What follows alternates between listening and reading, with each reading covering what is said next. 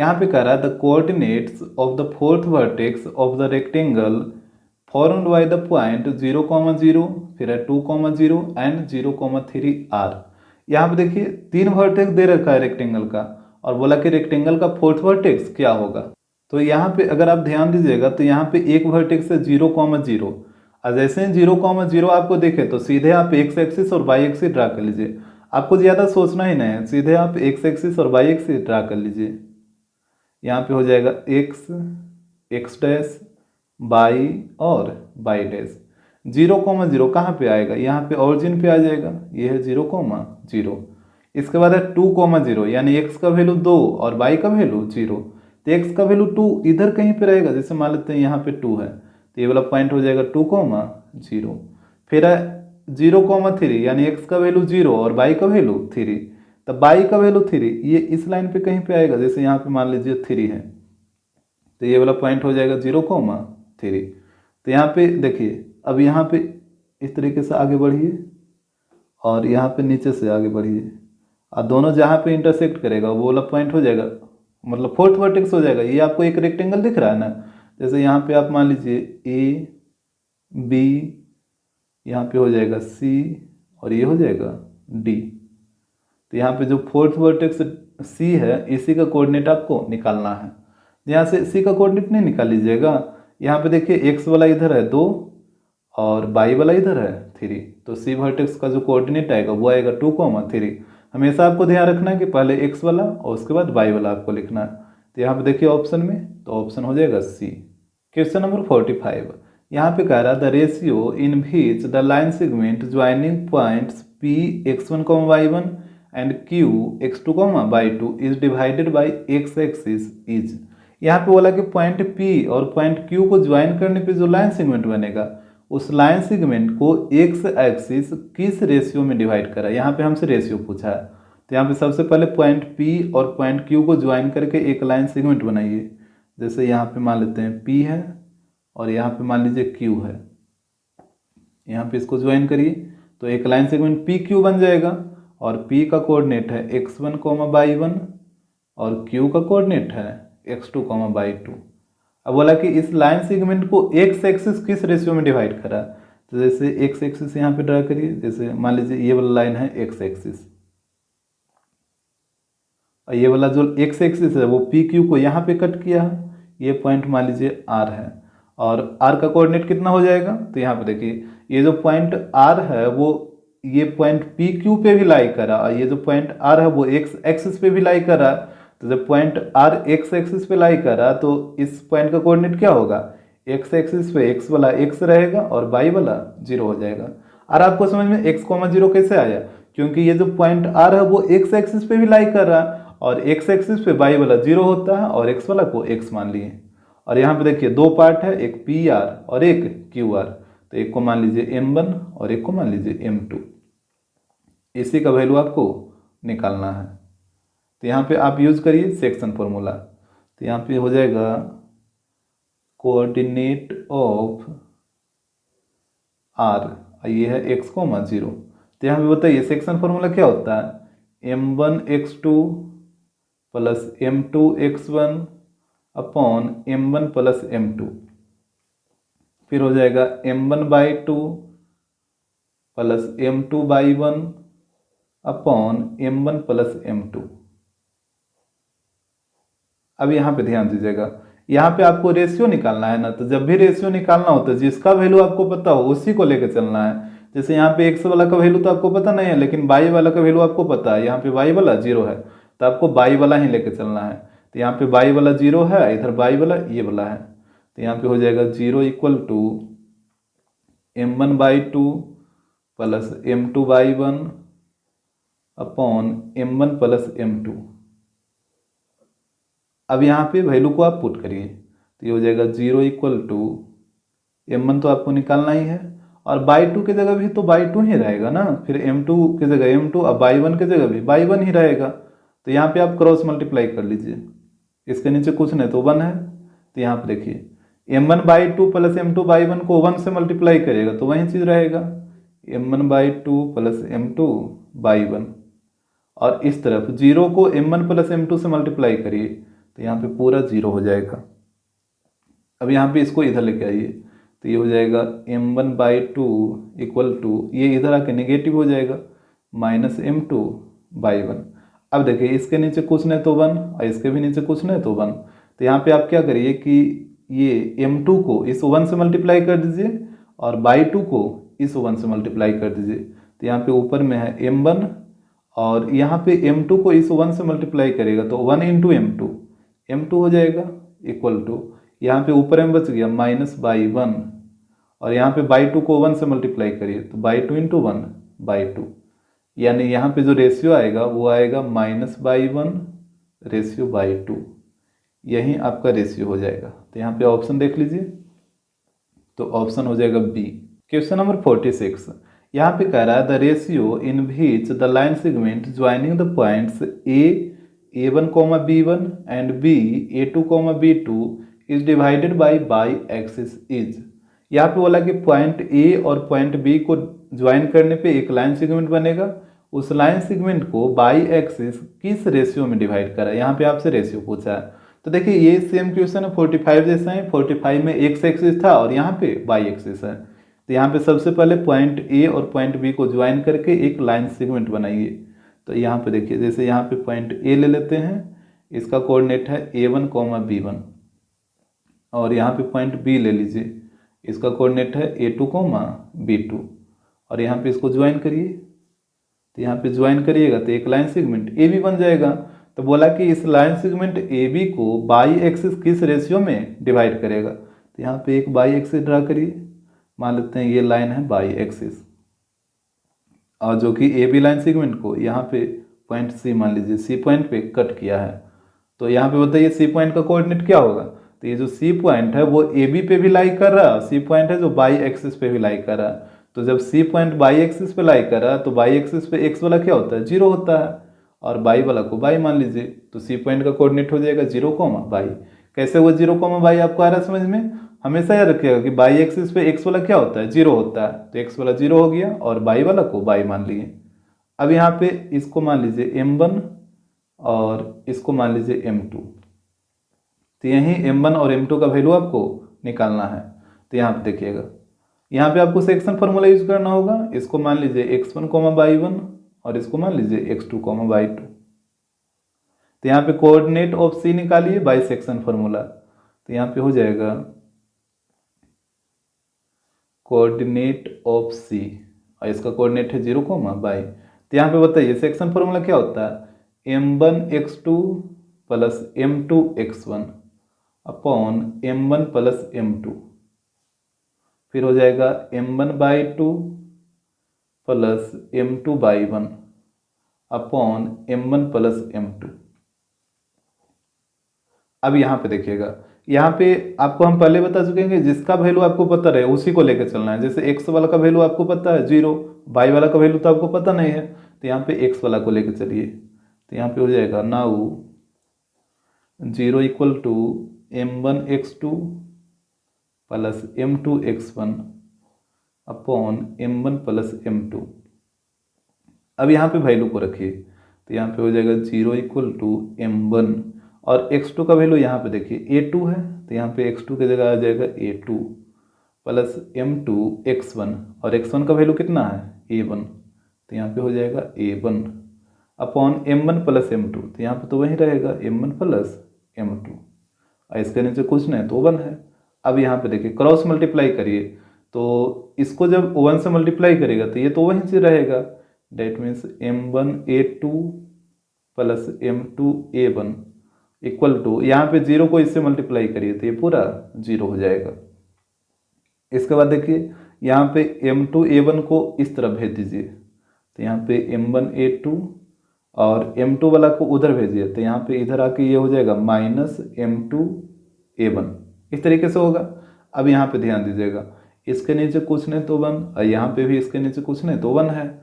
अब यहाँ पे क्या करिए कि आपको m1/m2 चाहिए ना, तो m1 तो यहाँ पे है, ये है, तो m2 को इस 1 से मल्टीप्लाई कर लीजिए और m1 के साथ जो है उसको इससे मल्टीप्लाई कर दीजिए। तो यहाँ पे हो जाएगा m1/m2 को 1 से मल्टीप्लाई करिए, सिर्फ m2 को, माइनस को नहीं, सिर्फ m2 को, तो m2 × 1 m2।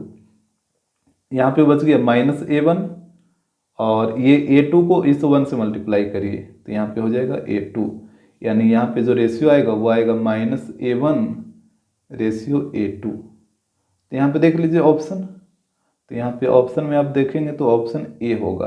क्वेश्चन नंबर 47, यहाँ पे कह रहा है if the coordinate of one end of a diameter of a circle are 2,3 and the coordinate of its centre are -2,5। यहाँ पे बोला कि एक सर्कल के डायमीटर के एक एंड का कोऑर्डिनेट है 2,-3 और उसी सर्कल के सेंटर का कोऑर्डिनेट है -2,5। जैसे यहाँ पे देखिए एक सर्कल आप ड्रा कर लीजिएगा और इसमें एक डायमीटर ड्रा करिए। यहाँ पे मान लेते हैं इसका डायमीटर है ए बी। तो यहाँ पे बोला कि एक सर्कल के डायमीटर के एक एंड का, तो एक एंड कोई भी आप मान लीजिए या तो ए या तो बी और उसका कोऑर्डिनेट दे रखा है 2,3। तो यहाँ पे हम मान लेते हैं बी का कोऑर्डिनेट है 2,3। इसके बाद बोला कि उसी सर्कल के सेंटर का कोऑर्डिनेट है -2,5।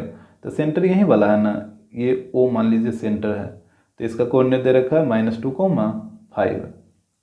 तो बोला कि then the coordinate of the other end of the diameter is, तो डायमीटर के अदर एंड मतलब दूसरे एंड का कोऑर्डिनेट क्या होगा। तो डायमीटर का एक एंड का तो कोऑर्डिनेट आप मान ले लिए, तो दूसरा एंड ए ही ना बचा पॉइंट ए, तो इसका कोऑर्डिनेट आपको निकालना है। तो यहाँ पे इसको लेट कर लीजिए ए, बी। तो यहीं पॉइंट ए का कोऑर्डिनेट आपको निकालना है। तो यहाँ पे लिख दीजिए let A B is the diameter of circle and b हो जाएगा 2,3 और a हो गया a, b और सेंटर का कोऑर्डिनेट हो गया -2,5 इस तरीके से। अब यहाँ पे देखिए, यहाँ पे आपको पता है कि ओ ए क्या है, सर्कल का रेडियस है, और ओ बी क्या है, ओ बी भी सर्कल का रेडियस है, और दोनों क्या होगा आपस में इक्वल होगा, दोनों रेडियस तो इक्वल होगा ना। तो जब ओ ए और ओ बी आपस में इक्वल होगा, इसका मतलब आप बोल सकते हैं कि ये जो पॉइंट ओ है वो ए बी का मिड पॉइंट होगा, एग्जैक्टली बीच में रहेगा।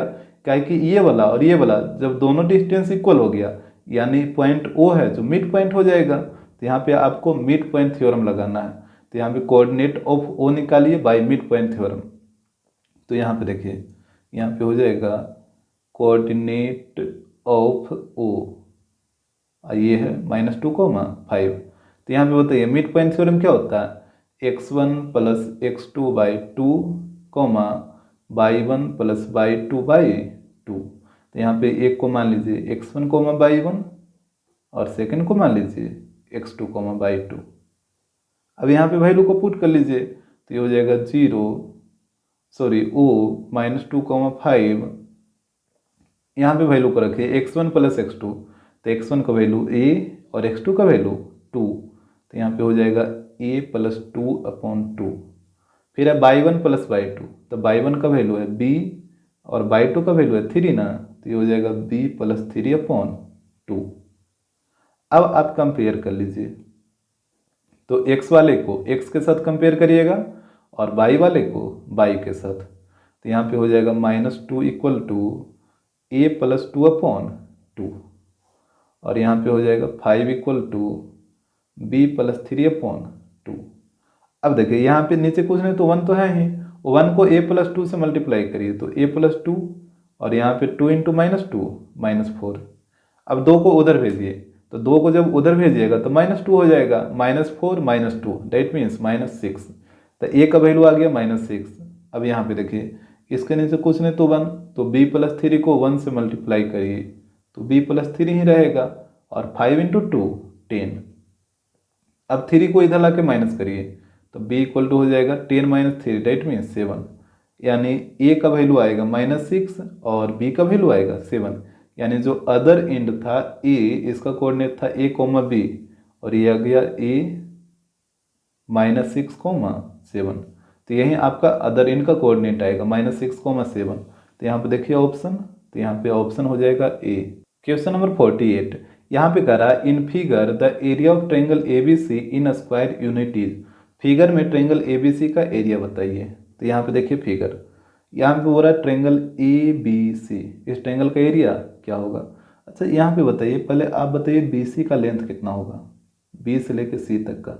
तो यहाँ पे ऑरिजिन होता है तो ये तो होता है 0.0, तो इधर देखिए 0 से लेकर यहाँ तक का डिस्टेंस 4 हो जाएगा ना, और इधर 1 हो जाएगा। अब यहाँ पे आप -1 मत बोल दीजिएगा, यहाँ पे -1 -2 -3 का मतलब ये डिस्टेंस, जैसे ये x डैश तरफ है जिस वजह से इसको नेगेटिव में शो किया गया है, लेकिन डिस्टेंस यहाँ से लेकर यहाँ तक का 1 ही होगा। अगर यहाँ से लेकर यहाँ तक का डिस्टेंस निकालना हो -3 के बीच तक का, तो ये वाला डिस्टेंस 3 होगा, ना कि -3 होगा। आ रहा बात समझ में? डिस्टेंस कभी भी नेगेटिव नहीं हो सकता, हमेशा पॉजिटिव होगा। तो यहाँ से लेकर यहाँ तक का डिस्टेंस कितना 1, और इधर यहाँ से लेकर यहाँ तक का डिस्टेंस 4, ये वाला डिस्टेंस है 4 और ये वाला है 1, तो टोटल कितना हो जाएगा? टोटल हो जाएगा 5, यानी BC का लेंथ हो गया 5। अब यहाँ पे देखिए, यहाँ पे है 1,3 यानी x का वैल्यू 1, तो ये वाला इसके सामने ये है, तो यहाँ से आप एक अल्टीट्यूड ड्रा करिए हाइट, जो कि यहाँ पे परपेंडिकुलर होगा। अब बताइए ये अल्टीट्यूड का लेंथ कितना, जैसे यहाँ पे पॉइंट दे रखा है 1,3 यानी x का वैल्यू 1 और y का वैल्यू 3, तो y का वैल्यू 3 का मतलब क्या हुआ, इसके सामने यहाँ पे रहेगा 3, तभी ना x का वैल्यू 1 और y का वैल्यू 3, तो ये वाला पॉइंट हो गया 1,3। तो जब ये 3 है तो यहाँ से लेकर यहाँ तक का डिस्टेंस कितना हो जाएगा? 3 हो जाएगा। और जब ये 3 तो ये भी 3, कहे कि दोनों तो इक्वल होगा। अब एरिया नहीं निकाल लीजिएगा, बेस हो गया 5 और हाइट हो गया 3, तो यहाँ पे एरिया निकालिए, एरिया ऑफ ट्रायंगल ABC, तो ये हो जाएगा 1/2 इंटू बेस है BC और हाइट है यहाँ पे D मान लीजिए, तो हाइट हो जाएगा AD, तो यहाँ पे पुट करिए वैल्यू, तो ये हो जाएगा 1/2 और BC का वैल्यू 5 और AD का वैल्यू 3, तो यहाँ पे हो जाएगा 15/2 स्क्वायर यूनिट। अगर इसको डेसिमल बदलिएगा तो 7.5 आ जाएगा। तो यहाँ पे देखिए ऑप्शन, तो ऑप्शन हो जाएगा C। क्वेश्चन नंबर 49, यहाँ पे कह रहा है इफ A 4,9 फिर है B 2,3 and C 6,5 are the vertices of triangle ABC, then length of the median through C is. यहाँ पे बोला कि पॉइंट A, B और C है जो ट्रायंगल ABC का वर्टाइसिस है, तो C पॉइंट से जो मीडियन रहा होगा उस मीडियन का लेंथ क्या होगा। जैसे यहाँ पे देखिए, आप एक ट्रायंगल बना लीजिएगा ABC, यहाँ पे कोऑर्डिनेट शो करिए, A का कोऑर्डिनेट है 4,9, B का कोऑर्डिनेट है 2,3 और C का कोऑर्डिनेट है 6,5। तो यहाँ पे बोला कि पॉइंट C से यानी वर्टेक्स C से जो मीडियन ड्रा होगा, तो यहाँ पे मीडियन ड्रा करिए C पॉइंट से इस तरीके से। यहाँ पे हम मान लेते हैं F है, तो ये जो मीडियन CF है, तो यही CF मीडियन का लेंथ आपसे पूछा है। तो यहाँ पे एक चीज बताइए, आपको पता है कि जो मीडियन है वो साइड बाइसेक्टर का काम करता है, जिस साइड पे मीडियन रहा होगा वो साइड इक्वली बाइसेक्ट हो जाता है, डेट मीन्स ये दोनों आपस में इक्वल हो जाएगा। और जब ये दोनों आपस में इक्वल हो गया, इसका मतलब आप बोल सकते हैं कि ये जो पॉइंट F है वो AB का मिड पॉइंट हो जाएगा। यहाँ तक तो कोई दिक्कत नहीं है। तो F पॉइंट का कोऑर्डिनेट नहीं निकल जाएगा बाय मिड पॉइंट थ्योरम का यूज करके। तो यहाँ पे देखिए, पहले यहाँ पे नोट कर लीजिए, यहाँ पे लिखिए we know that median is a side bisector. We know that median is a side bisector. So ये जो F है वो AB का मिड पॉइंट हो गया है, तो यहाँ पे लिख सकते हैं सो F is the mid point of AB। अब यहाँ पे देखिए, इसको आप मान लीजिए x1, y1 और इसको मान लीजिए x2, y2। अब जब आपको पता चल गया कि F मिड पॉइंट है, तो मिड पॉइंट थ्योरम का यूज करके F का कोऑर्डिनेट निकाल लीजिए। तो यहाँ पे देखिए, यहाँ पे हो जाएगा कोऑर्डिनेट ऑफ F। तो यहाँ पे बताइए मिड पॉइंट थ्योरम क्या होता है, x1 plus x2 by 2, y1 plus y2 by 2। अब यहाँ पे वैल्यू को पुट करिए, तो x1 प्लस x2, तो x1 का वैल्यू है 4 और x2 का वैल्यू है 2, तो यहाँ पे हो जाएगा 4 प्लस 2/2। अब इस तरफ आइए, y1 प्लस y2, तो y1 का वैल्यू 9 और y2 का वैल्यू 3, तो ये हो जाएगा 9 प्लस 3/2। तो ये हो गया 4 प्लस 2 6 और 6/2 डेट मीन्स 3, और यहाँ पे 9 प्लस 3 12 और 12/2 6। तो यहाँ पे एफ पॉइंट का कोऑर्डिनेट आएगा 3,6। तो यहाँ पे इसको नोट कर देते हैं, ये आ गया 3,6। अब डिस्टेंस फॉर्मूला का यूज करके सी एफ का लेंथ निकाल लीजिए। यहाँ पे देखिए एक को मान लीजिए x1/1 और सेकंड को मान लीजिए x2/2। यहाँ पे डिस्टेंस फॉर्मूला यूज करिए, तो यहाँ पे हो जाएगा C F equal to under root x2 minus x1 का whole square plus y2 minus y1 का होल स्क्वायर। तो यहाँ पे हो जाएगा C F equal to under root x2 minus x1। तो यहाँ पे देखिए x2 का वैल्यू 3 और x1 का वैल्यू 6। तो ये हो जाएगा 3 माइनस 6 का whole square plus y2 minus y1। तो y2 का वैल्यू है 6 और y1 का वैल्यू 5। तो ये हो जाएगा 6 माइनस 5 का होल स्क्वायर। तो यहाँ पे हो जाएगा सी एफ इक्वल टू, यहाँ पे ध्यान दीजिए 3 माइनस 6 कितना -3 और -3 का स्क्वायर 9। और यहाँ पे हो जाएगा 6 माइनस 5 1 और 1 का स्क्वायर 1। तो यहाँ पे हो जाएगा C F equal to under root 10, यानी जो मीडियन का जो लेंथ आएगा वो आएगा अंडर रूट 10। तो यहाँ पे देखिए ऑप्शन, तो यहाँ पे ऑप्शन हो जाएगा बी। क्वेश्चन नंबर 50, यहाँ पे हो रहा है इफ P 2,4 फिर Q 0,3 R 3,6 and S 5,5 are the vertices of a parallelogram PQRS, then the value of y is। देखिए एक पैरेललोग्राम है PQRS और यहाँ पे PQRS वर्टाइसेस का कोऑर्डिनेट दे रखा है, तो हमसे बोला कि y का वैल्यू क्या होगा। जैसे यहाँ पे आप एक पैरेललोग्राम ड्रा कर लीजिएगा PQRS और यहाँ पे इसके कोऑर्डिनेट को शो करिए। जैसे P पॉइंट का कोऑर्डिनेट है 2,4, तो यहाँ पे इसको लिखिए, यह है 2,4। Q पॉइंट का कोऑर्डिनेट है 0,3, R पॉइंट का कोऑर्डिनेट है 3,6 और S पॉइंट का कोऑर्डिनेट है 5,5 और इसी y का वैल्यू आपसे पूछा है। तो यहाँ पे क्या करिए ना कि आप डायगोनल को मिलाइए, एक डायगोनल हो गया PR और एक इधर हो जाएगा QS, और दोनों डायगोनल है जो यहाँ पे इंटरसेक्ट करा, मान लीजिए ये पॉइंट है O। तो आपको पता है कि जो पैरेललोग्राम का जो डायगोनल होता है वो एक दूसरे को बाइसेक्ट करता है, डेट मीन्स ये दोनों आपस में इक्वल हो जाएगा। यहाँ पे OP और OR इक्वल हो गया, इधर OS और OQ इक्वल हो गया। ये चीज़ तो आपको पता है, ये ऐसा तो आप बहुत सारा क्वेश्चन बनाए होंगे। तो यहाँ पे आप देख रहे हैं कि पैरेललोग्राम का जो डायगोनल है वो एक दूसरे को O पॉइंट पे बाइसेक्ट कर रहा है।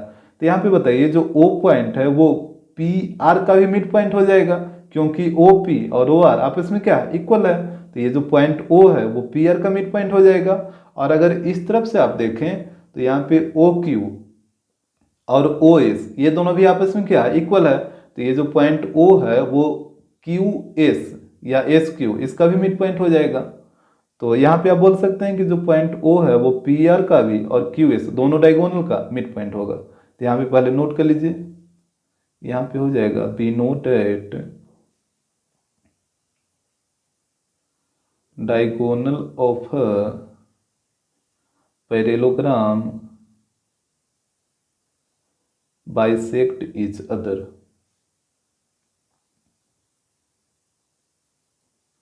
So point O is the midpoint of PR as well as QS, यानी पॉइंट O है जो PR का भी मिड पॉइंट है और पॉइंट O है जो QS का भी मिड पॉइंट है। तो यहाँ से बताइए कि coordinate of mid point of PR और coordinate of mid point of QS दोनों के मिड पॉइंट का कोऑर्डिनेट इक्वल होगा, काहे कि दोनों डायगोनल का मिड पॉइंट का कोऑर्डिनेट O ही है, तो दोनों डायगोनल के मिड पॉइंट का कोऑर्डिनेट इक्वल होगा। तो यहाँ पे लिखिए so coordinate of midpoint of PR ये इक्वल हो जाएगा coordinate of midpoint of QS। तो यहाँ पे आपको mid point theorem formula use करना होगा। तो ये होता है x1 plus x2/2 y1 plus y2/2। इस तरह भी वही चीज़ हो जाएगा x1 plus x2/2 comma y1 plus y2 by 2। तो यहाँ पे वैल्यू को आपको पुट करना है। तो यहाँ पे देखिए ये पी आर का मिड पॉइंट का कोऑर्डिनेट है। तो यहाँ पे देखिएगा p को मान लीजिए x1 y1 और r को मान लेते हैं x2 y2। तो यहाँ पे x1 का वैल्यू 2 और x2 का वैल्यू 3। तो यहाँ पे x1 की जगह 2 हो जाएगा और x2 की जगह 3 हो जाएगा अपॉन 2। फिर है y1 प्लस y2। तो y1 का वैल्यू 4 और y2 का वैल्यू 6। तो यहाँ पे हो जाएगा 4 प्लस 6 अपॉन 2। इस तरह पुट करिए। तो ये है क्यू एस का। तो यहाँ पे देखिएगा क्यू को मान लीजिए x1 y1 और एस को मान लीजिए x2 y2। अब यहाँ पे वैल्यू को पुट करिए। तो x1 प्लस x2, तो x1 का वैल्यू है 0 और x2 का वैल्यू है 5। तो ये हो जाएगा 0 प्लस 5 अपॉन 2। फिर y1 प्लस y2, तो y1 का वैल्यू है 3 और y2 का वैल्यू है y। तो यहाँ पे हो जाएगा 3 प्लस y अपॉन 2। तो वैल्यू को आप ध्यान से रखिएगा। अब इसके बाद देखिए तो ये हो जाएगा 5 अपॉन 2 कॉमा 6 प्लस 4 10। तो ये हो जाएगा 10 अपॉन 2। यहाँ पे भी हो जाएगा 5 upon 2 comma 3 plus y upon 2। अब आपको कंपेयर कर लेना। जैसे आपको y का वैल्यू चाहिए तो ये बाई तरफ है, इधर y वाला ये है, तो y वाला को y के साथ कंपेयर करिए। तो यहाँ पे हो जाएगा now 10 upon 2 equal 3 plus y upon 2। यहाँ पे 2 से 2 कट जाएगा। तो ये हो जाएगा 10 इक्वल टू 3 प्लस y। अब 3 को इधर ला के माइनस करिए। तो यहाँ पे y इक्वल टू कितना हो जाएगा 10 माइनस 3 7। तो यहाँ से आप देख रहे हैं कि y का वैल्यू आ गया 7। तो यहाँ से हमसे बोला था y का ही वैल्यू तो पूछ रहा था। तो यहाँ पे y का value 7, that means option A हो जाएगा। क्वेश्चन नंबर 51 यहाँ पे करा the perimeter of a triangle with vertices 0,4 and 0,0 and 3,0 each. यहाँ पे देखिए 3 पॉइंट दे रखा, बोला कि तीनों पॉइंट से जो ट्रायंगल बनेगा उस ट्रायंगल का पेरीमीटर क्या होगा। तो यहाँ पे अगर आप ध्यान से देखिए तो एक पॉइंट है 0,0 और आपको हम बता रहे हैं कि 0,0 जब भी रहे तो आप सीधे एक्स एक्सिस और वाई एक्सिस ड्रा करिए। यहाँ पे हो गया एक्स डैश वाई और वाई डैश। तो 0,0 यहाँ पे आएगा, ये हो गया 0,0। फिर है एक्स का वैल्यू 3, वाई का वैल्यू 0। तो एक्स का वैल्यू 3 इधर कहीं पे रहेगा, मान लेते हैं यहाँ पे 3 है, तो ये वाला पॉइंट हो जाएगा 3,0। और एक है 0,4 यानी एक्स का वैल्यू 0 और वाई का वैल्यू 4। तो वाई का वैल्यू 4 ऊपर ही ना कहीं रहेगा, जैसे कहीं पे भी आप मान लीजिए, जैसे यहाँ पे 4 मान लीजिए, तो ये वाला पॉइंट हो जाएगा 0,4। और यहाँ पे इसको ज्वाइन करिए। जैसे यहाँ पे नाम दे दीजिए, यहाँ पे इसको नाम दे देते हैं O, इसको A और इसको B। यहाँ पे ए बी को मिलाइए तो आपको एक ट्रायंगल दिख रहा होगा, ट्रायंगल OAB। तो इसी ट्रायंगल का पेरीमीटर आपको निकालना है। यहाँ पे ध्यान दीजिएगा, यहाँ पे 3 है तो ये वाला डिस्टेंस पर टोटल हो जाएगा 3, और यहाँ पे 4 है तो ये वाला डिस्टेंस टोटल 4 हो जाएगा। तो ट्रायंगल OAB इसका पेरीमीटर आपको निकालना, और यहाँ पे 90 डिग्री बन जाएगा, क्योंकि एक्स एक्सिस और वाई एक्सिस क्या होता है, परपेंडिकुलर होता है। तो यहाँ पे 90 डिग्री। तो ए बी का लेंथ आपको नहीं ना पता है, तो पहले ए बी का लेंथ आप निकालिए। तो अगर आपको ट्रिपलेट पता है 3 4 5, तो आपको समझ आ रहा होगा कि ए बी का लेंथ 5 होगा। और अगर नहीं पता है तो फिर पाइथागोरस थ्योरम लगाइए। जैसे यहाँ पे हो जाएगा इन ट्रायंगल OAB, यहाँ पे लगाइए तो ये हो जाएगा h² equal to p² plus b²। तो h तो आपको चाहिए ही चाहिए, p का वैल्यू कितना है 4, तो 4 का स्क्वायर 16, b का वैल्यू है 3 और 3 का स्क्वायर करिएगा तो 9 हो जाएगा। तो यहाँ पे h इक्वल टू हो जाएगा √25 और 25 का √5, यानी ए बी का लेंथ आ गया 5।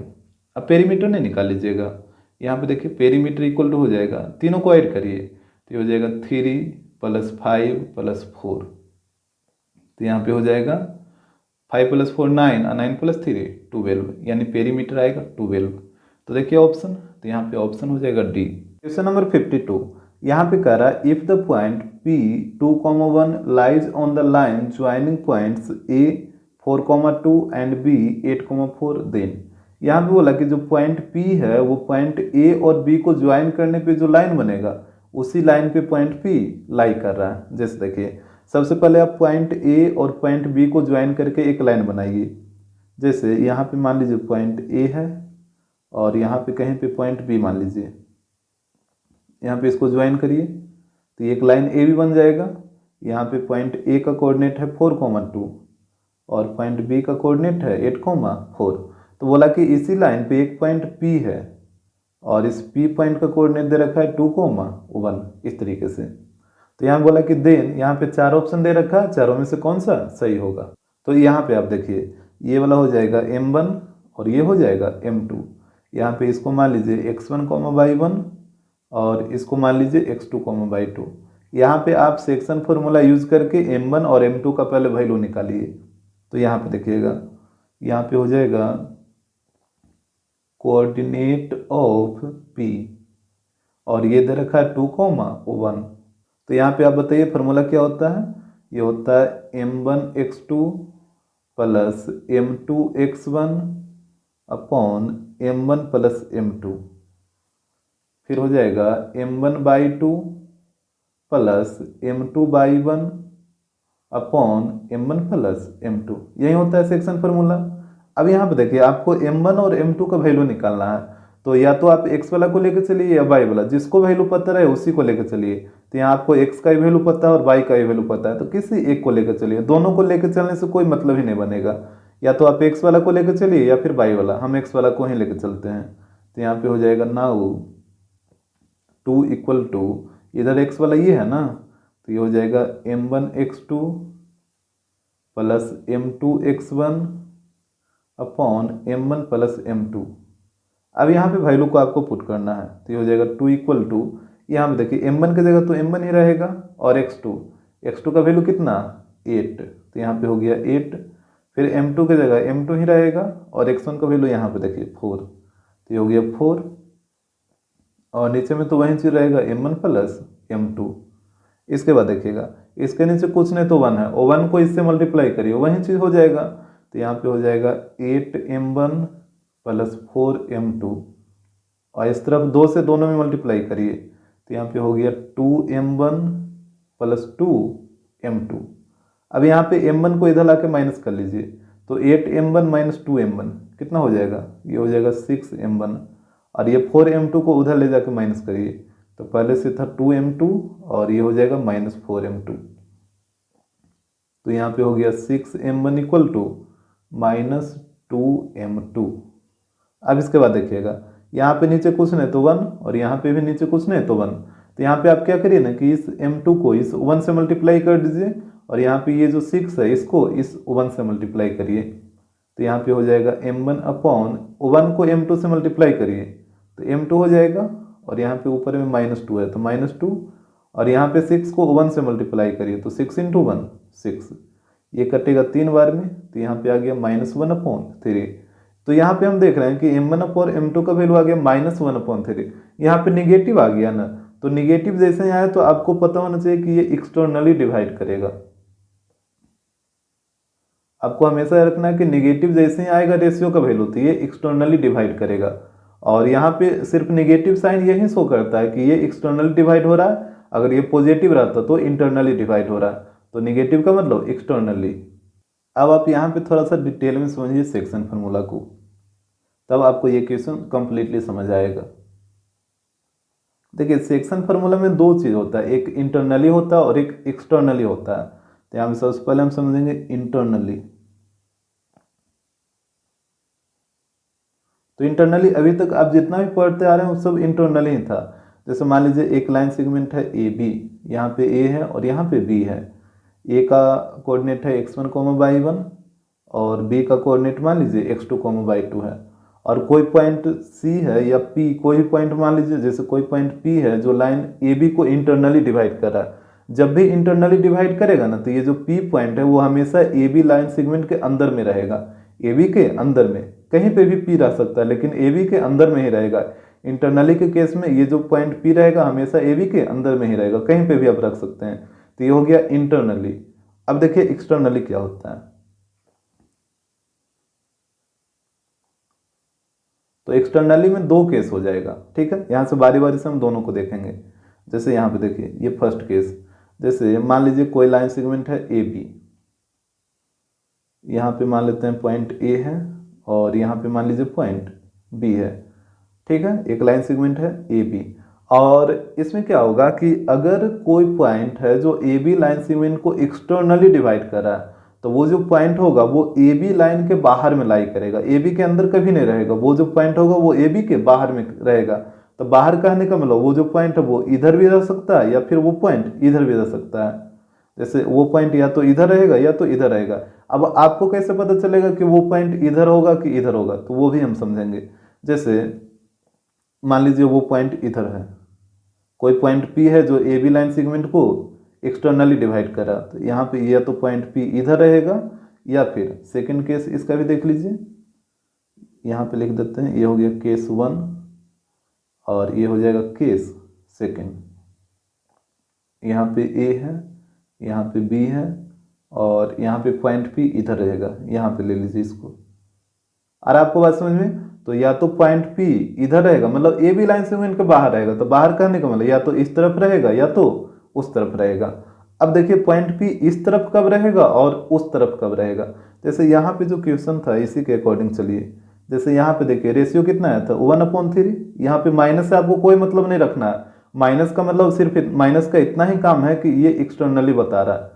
जैसे माइनस आया तो आपको समझ आना चाहिए कि ये एक्सटर्नली डिवीजन होगा, ठीक है। माइनस का बस इतना ही काम है, आपको सिर्फ 1/3 से ही मतलब रखना है। तो यहाँ पे आया था 1/3, यहाँ पे आप देख रहे हैं कि m1/m2 का वैल्यू आ रहा है 1/3। तो देखिए जैसे ही अगर m1 का वैल्यू छोटा हो, ठीक है, अगर m1 का वैल्यू छोटा हो तो p पॉइंट इस तरफ लाई करेगा, और यदि यही वाला वैल्यू अगर m1/m2 का वैल्यू रहता 7/3, तो यहाँ पे m1 का वैल्यू बड़ा है, तो जब m1 का वैल्यू बड़ा रहेगा तो ये पॉइंट p है जो इस तरफ लाई करेगा। और आपको बात समझ में, यदि m1 का वैल्यू छोटा है तो पॉइंट p इस तरफ लाई करेगा बाहर में, और यदि m1 का वैल्यू बड़ा है तो पॉइंट p ये राइट साइड में आ जाएगा। इसके बाद समझिए, जैसे इंटरनली में यहाँ पे ये होता था m1 और ये होता था m2, तो यहाँ पे भी वही चीज़ होगा। जैसे यहाँ पे AP है m1 AP है, तो यहाँ पे देखिए AP, तो ये वाला हो जाएगा m1 ये AP, और m2 यहाँ पे कौन था BP, तो यहाँ पे BP ये पूरा है ना, तो ये पूरा हो जाएगा m2 इस तरीके से। और आपको बात समझ में, और यहाँ भी वही चीज़ होगा। जैसे यहाँ पे AP था m1, तो AP ये पूरा है ना, तो यहाँ पे ये पूरा हो जाएगा m1 और BP हो जाएगा m2, दैट मीन्स ये वाला हो जाएगा m2। और आपको बात समझ में, जैसे यहाँ पे जो था ना वैल्यू m1 m2 का, यहाँ पे भी वही है, सिर्फ यहाँ पे P पॉइंट इधर है जिस वजह से ये चेंज हो गया। जैसे यहाँ पे m1 है AP, तो यहाँ भी तो AP ही ना m1 है, और m2 है BP, तो यहाँ पे भी देखिए BP जो लेंथ है ये m2 हो गया। इसमें भी वही चीज़, AP हो गया m1 तो AP ये पूरा, और BP हो गया m2 तो ये वाला हो गया। तो यहाँ पे दो केस होता है, ये दोनों केस को आपको ध्यान रखना है, ठीक है। अगर एक्सटर्नली के केस में अगर m1 का वैल्यू छोटा रहे तो ये जो P पॉइंट है वो लेफ्ट तरफ रहेगा, और यदि m1 का वैल्यू बड़ा रहे तो ये P पॉइंट है वो राइट साइड की ओर रहेगा। और इसके बाद देखिए यहाँ पे m1 का वैल्यू 1 था, m2 का वैल्यू 3, तो यहाँ पे m1 का वैल्यू ये वाला 1 हो गया और m2 का वैल्यू 3, तो ये पूरा 3 हो जाएगा ना, तो 3 - 1 तो ये वाला हो जाएगा 2। आ रहा बात समझ में। और यहाँ पे देखिए ये वाला m1 का वैल्यू 7 है, तो यहाँ पे ये पूरा हो गया 7, और m2 का वैल्यू 3, तो 7 - 3 तो ये वाला हो जाएगा 4। इस तरीके से इसका रेशियो निकलता है। तो अब आइए यहाँ पे क्वेश्चन पे, तो यहाँ पे देखिए पहले फिगर बनाइए, यहाँ पे हो जाएगा A, यहाँ पे हो जाएगा B, और A का कोऑर्डिनेट था 4,2 और B का कोऑर्डिनेट था 8,4। और जो P पॉइंट है वो एक्सटर्नली लाई करेगा, डेट मीन्स बाहर में लाई करेगा। तो बाहर में कहने का मतलब क्या, या तो इस तरफ रहेगा या तो इस तरफ, मतलब AB के बाहर में ही रहेगा ना। ये जो लाइन सेगमेंट AB है इसके बाहर में, या तो बाहर में उस तरफ या फिर बाहर में इस तरफ। तो यहाँ पे आप देख रहे हैं कि m1 का वैल्यू छोटा है, तो m1 का वैल्यू छोटा है तो P पॉइंट इस तरफ रहेगा, यहाँ पे कहीं पे आप P को रख दीजिए। तो यहाँ पे जो AP है, देखिए अब आपको जैसे कभी कभी कन्फ्यूजन हो जाएगा कि m1 कौन होगा और m2 कौन होगा। तो कन्फ्यूजन दूर करने के लिए आप सिंपली क्या करिए ना कि इंटरनली बाइसेक्टर वाला ड्रा कर लीजिए। जैसे AB था और यहाँ पे P मान लीजिए, तो ये हो जाता है m1, ये हो जाता है m2, ये होता है ना। इंटरनली में तो कोई दिक्कत नहीं होना चाहिए। तो यहाँ पे जो m1 और m2 है वहीं यहाँ पे भी रहेगा। जैसे यहाँ पे AP है m1, तो यहाँ पे भी AP रहेगा m1 ही, ये वाला हो गया m1। और यहाँ पे BP है m2, तो यहाँ पे भी BP हो जाएगा m2, दैट मीन्स ये पूरा। आ रहा बात समझ में? अब तो आपको कोई कंफ्यूजन नहीं होना चाहिए कि कौन m1 होगा कौन m2 होगा, वो यहाँ से आप डिसाइड कर सकते हैं। अब यहाँ पे वैल्यू पुट करिए, तो m1 का वैल्यू 1 है, तो ये वाला हो जाएगा 1। यहाँ पे आपको -1 नहीं लिखना है, माइनस का सिर्फ इतना ही काम है कि माइनस सिर्फ आपको ये बता देगा कि ये एक्सटर्नली डिवीजन है, ठीक है। तो यहाँ पे m1 का वैल्यू 1 हो गया और m2 का वैल्यू 3, तो ये नीचे वाला पूरा 3 हो जाएगा। तो जब ये पूरा है यहाँ से लेके यहाँ तक 3 और यहाँ से लेके यहाँ तक 1, तो ये वाला कितना हो जाएगा 3 - 1, ये वाला हो जाएगा 2। यानी PA का वैल्यू 1 और AB का वैल्यू 2 और PB का वैल्यू 3। अब यहाँ से बारी बारी से आपको ऑप्शन चेक करना होगा कि कौन सा ऑप्शन सही है। तो ऑप्शन ए में है AP = 1/3 AB। यहाँ पे देखिए, यहाँ पे ऑप्शन 1 में है AP = 1/3 AB।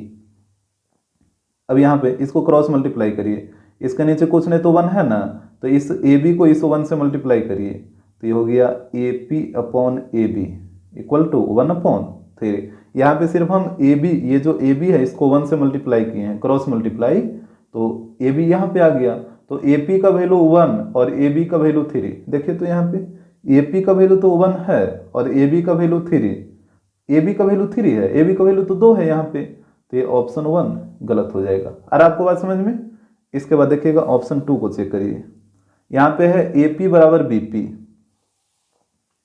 यहाँ पे ऑप्शन 2 में दे रखा है AP = BP, यानी AP और BP दोनों आपस में इक्वल है। AP का वैल्यू 1 है और BP का वैल्यू तो 3 है, तो 1 और 3 कैसे आपस में इक्वल हो सकता है? ये तो कहीं पॉसिबल ही नहीं है, तो ये भी गलत हो जाएगा। इसके बाद देखिए ऑप्शन 3, तो यहाँ पे है PB = 1/3 AB। तो यहाँ पे देखिएगा ऑप्शन 3 में दे रखा है PB = 1/3 AB।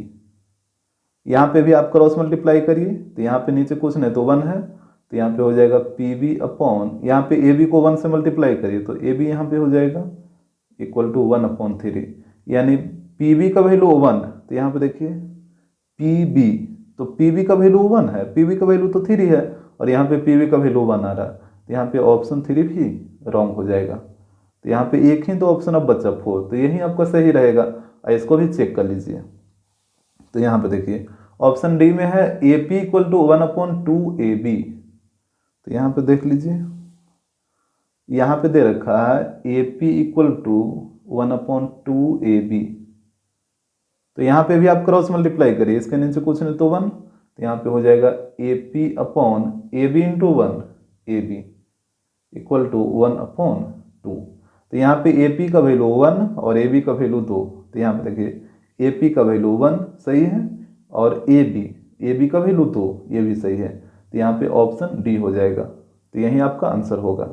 क्वेश्चन नंबर 53, यहाँ पे कह रहा है if the point K, 0 divides the line segment joining the points A 2, -2 and B -7, 4 in the ratio 1:2, then the value of K is.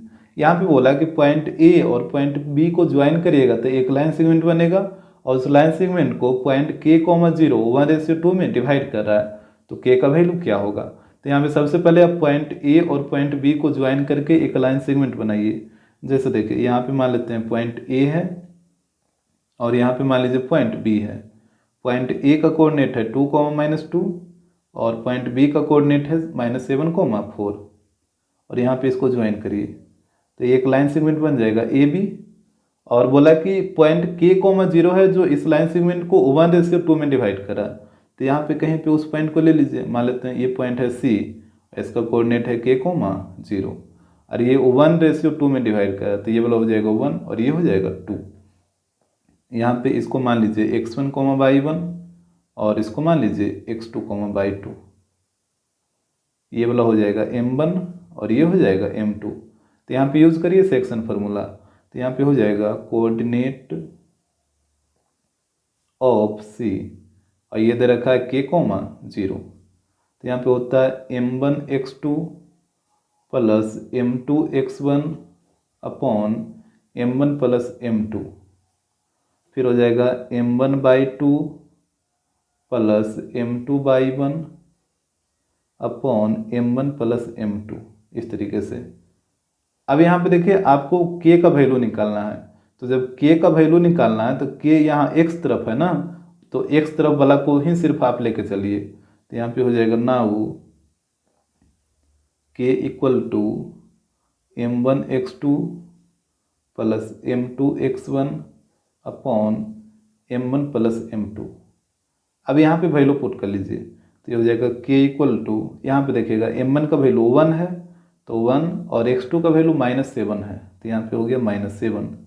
फिर m2 का वैल्यू 2 है और x1 का वैल्यू यहाँ पे देखिए 2 है तो यहाँ पे 2 हो जाएगा, और m1 प्लस m2 तो ये हो जाएगा 1 प्लस 2।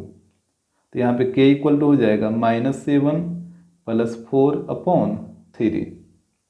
तो k इक्वल टू हो जाएगा, यहाँ पे घटाइए इसको तो ये हो जाएगा -3 अपॉन 3, तो ये कटेगा 1 बार में, यानी k का वैल्यू आएगा -1। तो यहाँ पे देखिए ऑप्शन, तो यहाँ पे ऑप्शन हो जाएगा डी। यहाँ पे आंसर को सुधारिएगा, ऑप्शन ए दे दिया है जो कि गलत है, यहाँ पे ऑप्शन डी होगा। क्वेश्चन नंबर 54, यहाँ पे कह रहा है a line intersect the Y axis and X axis at P and Q respectively. एक लाइन है जो बाई एक्सिस को पी पॉइंट पे और एक्स एक्सिस को क्यू पॉइंट पे इंटरसेक्ट कर रहा है। तो यहाँ पे बोला if 2, -5 is the mid point of P Q, और ये जो पॉइंट दे रखा है 2, -5 ये लाइन सेगमेंट पी क्यू का मिड पॉइंट है। Then the coordinate of P and Q are respectively, तो पॉइंट पी और पॉइंट क्यू का कोऑर्डिनेट क्या होगा। तो यहाँ पे आप एक्स एक्सिस और वाई एक्सिस को ड्रा कर लीजिए। यहाँ पे हो जाएगा एक्स, एक्स डैश, वाई और वाई डैश। यहाँ पे एक लाइन ड्रा करिए। अब बोला कि ये जो लाइन है वो यहाँ पे देखिएगा बाई एक्सिस को पी पॉइंट पे इंटरसेक्ट करा, तो यहाँ पे ये पॉइंट हो जाएगा पी, और एक्स एक्सिस को क्यू पॉइंट पे, तो ये वाला पॉइंट हो जाएगा क्यू। और यहाँ पे बोला कि जो पी क्यू का जो मिड पॉइंट है ये मान लेते हैं पॉइंट आर है, और इसका कोऑर्डिनेट दे रखा है 2, -5। तो यहाँ से बताइए क्यू पॉइंट का कोऑर्डिनेट कितना हो जाएगा। क्यू पॉइंट का कोऑर्डिनेट हो जाएगा, ये एक्स एक्सिस पे है तो एक्स वाला एक्स रहेगा और एक्स एक्सिस पे वाई वाला 0 हो जाता है, तो क्यू पॉइंट का कोऑर्डिनेट हो जाएगा x, 0। और यहाँ से बताइए पी पॉइंट का कोऑर्डिनेट, तो ये बाई एक्सिस पे है तो बाई एक्सिस पे x वाला 0 और बाई वाला को बाई मान लीजिए, तो इसका कोऑर्डिनेट हो जाएगा 0, बाई। तो यहाँ पे आप मिड पॉइंट थ्योरम का यूज करके कोऑर्डिनेट ऑफ r निकालिए। तो यहाँ पे देखिएगा ये हो जाएगा कोऑर्डिनेट ऑफ पॉइंट r, ये है 2, -5। तो यहाँ पे बताइए ये होता है x1 plus x2/2, y1 plus y2/2। तो यहाँ पे आप क्या करिए कि एक को मान लीजिए x1, y1 और एक को मान लीजिए x2, y2। अब यहाँ पे वैल्यू को आपको पुट कर देना है, तो ये हो जाएगा पॉइंट r 2, -5, और यहाँ पे देखिएगा x1 प्लस x2, तो x1 का वैल्यू 0 और x2 का वैल्यू x, तो ये हो जाएगा 0 plus x upon 2, y1 plus y2, तो y1 का वैल्यू y और y2 का वैल्यू 0, तो यहाँ पे हो जाएगा y प्लस 0 अपॉन 2। तो ये हो जाएगा पॉइंट r 2, -5, और यहाँ पे देखिए 0 प्लस x, तो ये हो जाएगा x अपॉन 2, y अपॉन 2। यहाँ पे अब कंपेयर कर लीजिए x वाले को x के साथ और y वाले को y के साथ। तो यहाँ पे हो जाएगा नाउ, यहाँ पे 2 इक्वल टू हो जाएगा x अपॉन 2, इस तरफ y वाला, तो -5 इक्वल टू हो जाएगा y अपॉन 2। यहाँ पे क्रॉस मल्टीप्लाई करिए, तो यहाँ पे इसके नीचे कुछ नहीं तो 1 है, तो x इंटू 1 x और 2 इंटू 2 4। इस तरफ भी कुछ नहीं तो 1 है, तो 1 इंटू y, और यहाँ पे -5 इंटू 2 -10, यानी x का वैल्यू हो गया 4 और y का वैल्यू हो गया -10। तो यहाँ पे देखिएगा x का वैल्यू 4, तो ये वाला पॉइंट वो हो जाएगा 4, 0, और y का वैल्यू आया -10, तो ये वाला पॉइंट वो हो जाएगा -10, y। तो p पॉइंट का कोऑर्डिनेट होगा -10, y, और q का होगा 4, 0। सॉरी यहाँ पे उल्टा लिखा गया, बाई का वैल्यू -10, तो ये हो जाएगा 0, -10 ना, तो ये हो गया 0, -10 और ये हो जाएगा 4, 0। तो ऑप्शन देख लीजिए 0, -10 और 4, 0, तो ऑप्शन डी हो जाएगा। क्वेश्चन नंबर 55 यहाँ पे कह रहा है if the point x, 4 lies on a circle whose centre is at the origin and radius is 5 then x equal to what. यहाँ पे बोला कि पॉइंट x, 4 है जो सर्कल पे लाई कर रहा है और सर्कल का सेंटर है जो ऑरिजिन पे है। जैसे यहाँ पे देखिए ये एक सर्कल ड्रा कर लीजिएगा और बोला कि पॉइंट x, 4 सर्कल पे है, तो सर्कल पे कहीं पे भी आप पॉइंट को रख दीजिए। जैसे यहाँ पे हम रख देते हैं x, 4 को और ये पॉइंट मान लेते हैं a है, और बोला कि सर्कल का जो सेंटर है वो ऑरिजिन पे है, तो ऑरिजिन का कोऑर्डिनेट हो जाएगा 0, 0। और बोला कि इसका जो रेडियस है 5 है, तो यहाँ पे OA को मिलाइए, ये रेडियस ही हो जाएगा ना, और इसका लेंथ दे रखा है 5। तो हमसे बोला x का वैल्यू क्या होगा, तो डिस्टेंस फार्मूला लगाइए और x का वैल्यू निकाल लीजिए। यहाँ पे OA इक्वल टू कितना है 5 हो जाएगा। यहाँ पे एक को मान लीजिए x1/1 और एक को मान लीजिए x2/2। तो यहाँ पे देखिए ये हो जाएगा √ x2 - x1 का whole square plus y2 - y1 का होल स्क्वायर इक्वल टू 5 हो जाएगा। अब करिए स्क्वायरिंग ऑन बोथ साइड, तो ये हो जाएगा स्क्वायरिंग ऑन बोथ साइड्स। तो जैसे ही आप स्क्वायरिंग ऑन बोथ साइड करेगा तो स्क्वायर से रूट खत्म हो जाएगा, तो यहाँ पे वैल्यू को पुट करिए, तो x2 - x1, तो x2 का वैल्यू है 0 और x1 का वैल्यू है x का होल स्क्वायर हो जाएगा। फिर है y2 - y1, तो y2 का वैल्यू 0 और y1 का वैल्यू 4, तो ये हो जाएगा 0 - 4 का होल स्क्वायर। इस तरफ 5 का स्क्वायर करेगा तो ये हो जाएगा 25। अब यहाँ पे देखिए 0 - x और -x का स्क्वायर करिए तो +x², और यहाँ पे 0 - 4 -4 और -4 का स्क्वायर करिएगा तो 16 इक्वल टू 25। तो यहाँ पे हो जाएगा x² इक्वल टू 16 को उधर ले जाकर माइनस करिए तो 25 - 16, तो यहाँ पे हो जाएगा 9। तो यहाँ पे x इक्वल टू हो जाएगा √9, तो यहाँ पे x का वैल्यू आएगा ±3, यानी x का वैल्यू आ जाएगा ±3। तो ऑप्शन देखिए यहाँ पे ऑप्शन हो जाएगा बी। क्वेश्चन नंबर 56 यहाँ पे कह रहा है इफ पॉइंट्स a 5, p, फिर है b 1, 5, फिर है c 2, 1 and d 6, 2 form a square ABCD then p equal to what. यहाँ पे एक स्क्वायर ABCD है और ABCD पॉइंट का कोऑर्डिनेट यहाँ पे दे रखा है, तो बोला कि p का वैल्यू क्या होगा। जैसे यहाँ पे देखिए आप एक स्क्वायर ड्रा कर लीजिए ABCD और यहाँ पे कोऑर्डिनेट को शो करिए।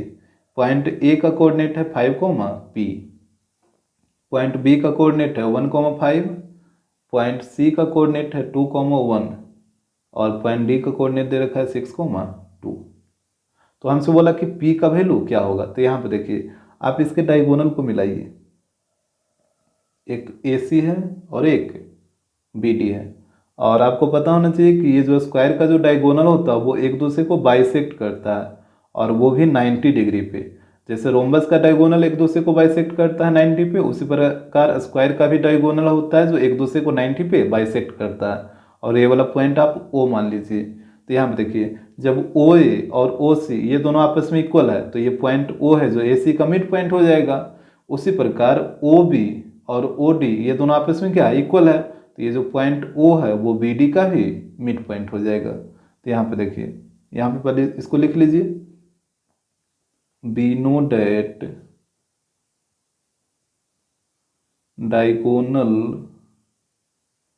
of a square bisect each other।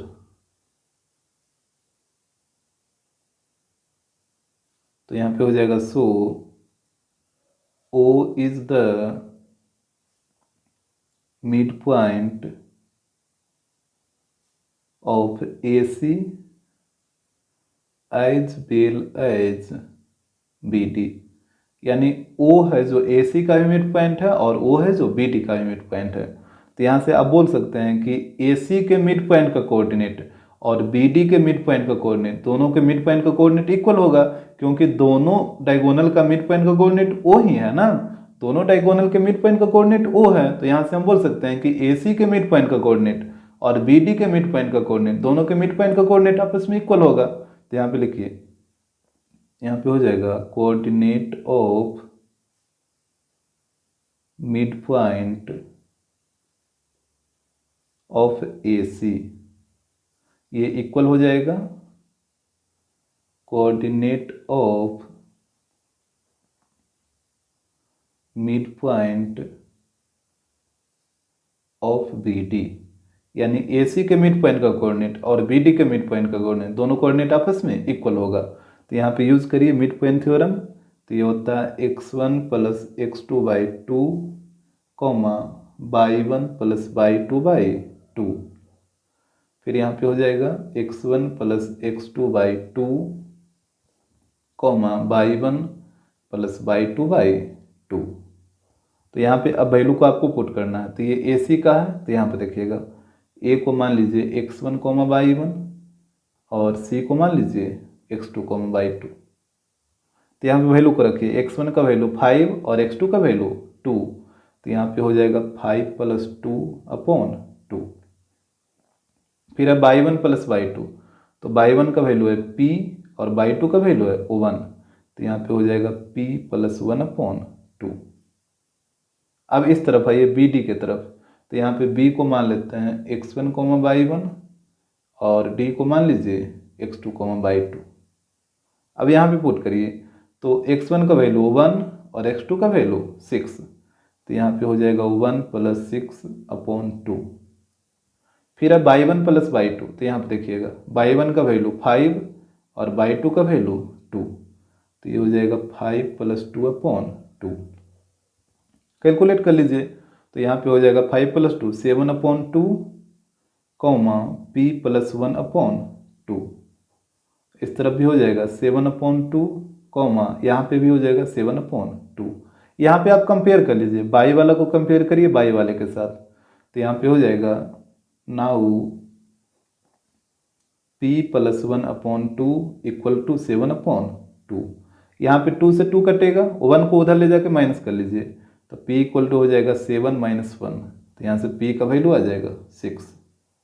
तो देखिए ऑप्शन कौन सा है। तो यहाँ पे आप देख रहे हैं कि ऑप्शन सी होगा। क्वेश्चन नंबर 57, यहाँ पे कह रहा है the coordinate of the circum centre of the triangle formed by points o 0,0, फिर है a 0, फिर है b 0, b r। यहाँ पे बोला कि तीनों पॉइंट से जो ट्रायंगल बनेगा उस ट्रायंगल के सर्कम सेंटर का कोऑर्डिनेट क्या होगा। तो यहाँ पे देखिए, यहाँ पे अगर आप ध्यान से देखिएगा तो एक पॉइंट है 0,0। तो यहाँ पे जैसे 0,0 दिखे तो सीधे आप x एक्सिस और y एक्सिस ड्रा करिए। यहाँ पे इसको शो कर लीजिए, ये हो जाएगा x डैश y और y डैश। तो यहाँ पे देखिए एक पॉइंट है 0,0, डेट मीन्स ये ओरिजिन पे लाई करेगा। तो यहाँ पे हो गया o 0,0। इसके बाद है a,0 यानी x का वैल्यू a और y का वैल्यू 0। तो x का वैल्यू a इधर ही ना कहीं पे होगा, जैसे यहाँ पे मान लेते हैं a है, तो ये वाला पॉइंट हो जाएगा a,0 और इसका नाम है a। तो यहाँ पे a लिख दीजिए। इसके बाद है 0,b यानी x का वैल्यू 0 और y का वैल्यू b। तो y का वैल्यू b इधर कहीं इस लाइन पे लाई करेगा, जैसे यहाँ पे ले लेते हैं b। तो ये वाला हो जाएगा 0,b, इस पॉइंट का नाम है b। तो यहाँ पे b आ जाएगा। अब यहाँ पे AB को ज्वाइन कर दीजिए। तो जब AB को ज्वाइन करिएगा तो यहाँ पे आपको एक ट्रायंगल दिखेगा, ट्रायंगल OAB इस तरीके से। तो बोला कि इस ट्रायंगल के सर्कम सेंटर का कोऑर्डिनेट क्या होगा। तो आप क्या करिए कि इस ट्रायंगल के चारों ओर पहले एक सर्कल ड्रा करिए। तो यहाँ पे जब आप सर्कल ड्रा करिएगा तो ये कुछ इस तरीके का सर्कल बन जाएगा। अब देखिए यहाँ पे आपको हम पहले भी इस टाइप का क्वेश्चन बता चुके हैं। अगर किसी ट्रायंगल के चारों ओर अगर आप एक सर्कल ड्रा करते हैं तो उस सर्कल को बोला जाता है सर्कम सर्कल, इसको बोला जाता है सर्कम सर्कल। और इस सर्कल का जो सेंटर होगा इसके सेंटर को बोला जाता है सर्कम सेंटर। हमेशा याद रखिएगा कि सर्कल को बोला जाता है सर्कम सर्कल और उसके सेंटर को बोला जाता है सर्कम सेंटर।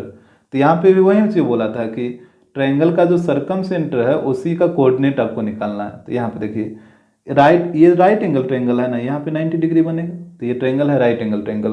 तो अगर आप राइट एंगल ट्रायंगल के चारों ओर एक सर्कल ड्रा करते हैं तो इस सर्कल का जो सेंटर है, दैट मीन सर्कम सेंटर, वो हाइपोटेनस के मिड पॉइंट पे लाई करेगा। यानी हाइपोटेनस जो है इसके बीचों बीच में, हाइपोटेनस ए भी है ना, तो इसके बीचों बीच मान लीजिए यहाँ पे, तो इसी पॉइंट पे ये सेंटर लाई करेगा। मान लेते हैं सेंटर सी है, तो यहाँ पे सेंटर लाई करेगा। इसी का कोऑर्डिनेट आपसे पूछा है, तो यहाँ पे पहले लिख लीजिए, यहाँ पे हो जाएगा be note at in right angle triangle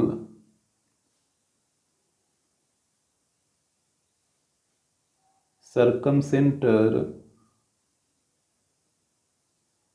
lies on the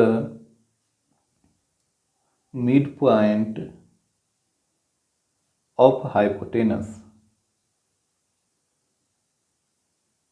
right angle triangle में जो सर्कमसेंटर होता है वो हाइपोटेनस के मिड पॉइंट पे लाई करता है। तो यहाँ से अब इस पॉइंट का कोऑर्डिनेट नहीं निकल जाएगा।